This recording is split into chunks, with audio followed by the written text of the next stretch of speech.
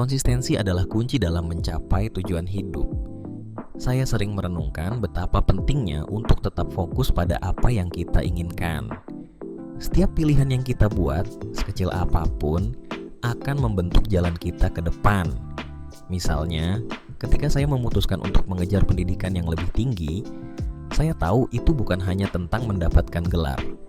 Itu adalah tentang membangun kebiasaan belajar yang baik, disiplin, dan ketekunan.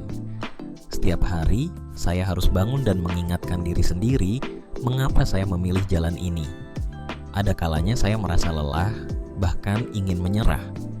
Namun, saya selalu kembali pada tujuan awal saya. Konsistensi bukan hanya tentang melakukan hal yang sama berulang kali, tetapi juga tentang beradaptasi dan belajar dari setiap pengalaman. Saya percaya bahwa setiap langkah kecil yang kita ambil, jika dilakukan dengan konsisten, akan membuat kita lebih dekat ke tujuan kita. Misalnya, jika saya ingin menjadi seorang penulis, saya harus menulis setiap hari, meskipun hanya beberapa kalimat. Ini bukan hanya tentang menghasilkan karya, tetapi juga tentang membangun kebiasaan yang akan mendukung impian saya. Dan yang terpenting, konsistensi harus didukung oleh lingkungan yang positif. Saya dikelilingi oleh orang-orang yang mendukung dan memotivasi saya.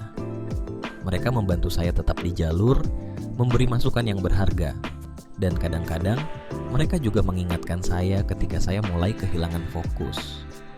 Konsistensi dalam tujuan hidup juga berarti kita harus berani mengambil risiko. Terkadang, pilihan yang kita buat mungkin tidak selalu terlihat jelas. Namun, dengan tetap konsisten, kita belajar untuk mempercayai proses dan diri kita sendiri. Setiap kegagalan adalah pelajaran yang berharga, dan setiap keberhasilan adalah hasil dari kerja keras yang konsisten. Jadi, mari kita ingat bahwa konsistensi bukanlah hal yang mudah. Namun, dengan tekad dan dukungan yang tepat, kita bisa mencapai apa yang kita impikan.